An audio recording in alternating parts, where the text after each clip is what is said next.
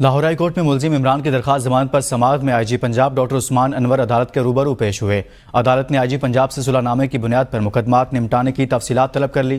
آئی جی پنجاب نے عدالت کو بتایا کہ عدالتی حکم کے بعد تقریباً پنجاب میں 1.5 لاکھ چالان جمع ہو چکے ہیں۔ پنجاب میں 2,42,000 مقدمات کے چالان باقی ہیں جن پر کام کر رہے ہیں۔ چیف جسٹس نے ریمارکس دیے کہ آپ سسٹم اپ گریڈ کریں، کیا وہ عدالت نے ٹھیک کرنا ہے؟ یہ تو پنجاب حکومت کا کام ہے۔ عدالت نے آئی جی پنجاب کو چالانوں کو جمع کرانے کی مہلت دیتے ہوئے سماعت ملتوی کر دی۔ مزید بات کریں گے نمائندہ ABN نیوز سبطین علی سے۔ سبطین، بتائیے گا مزید کیا کہا گیا عدالت کی جانب سے آئی جی پنجاب کو؟ سبطین، آپ سن پا رہے ہیں تو بتائیے گا عدالت نے آئی جی پنجاب کو چالان جمع کرانے کی مہلت دیتے ہوئے سماعت ملتوی کر دی۔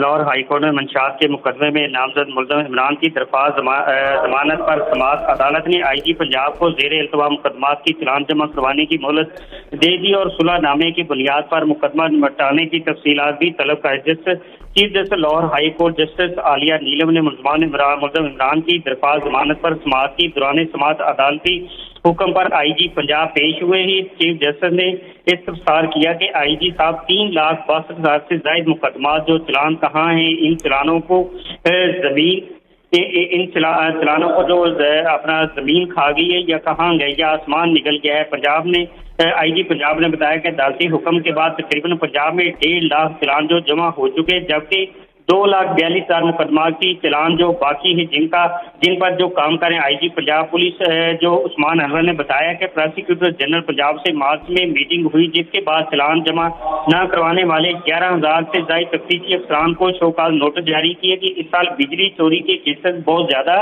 درج ہوئے، اس وجہ سے 2024 میں مقدمات کی تعداد جو زیادہ ہے۔ ڈاکٹر عثمان انور نے عدالت کو بتایا کہ گزشتہ برس بجلی چوری کے 75,000 جبکہ رواں برس 80,000 کے قریب مقدمات جو درج ہوئے۔ آئی جی پنجاب نے بتایا کہ لاہور میں 59,000 اور فیصل آباد میں 81,000 کے مقدمات چلان جو پینڈنگ ہے، جبکہ لودھرا میں اب زیر التوا مقدمات کا چلان زیر التوا مقدمات سے متعلق تفصیلات بھی بتائی گئی۔ سبطین علی بتا رہے تھے، بہت شکریہ۔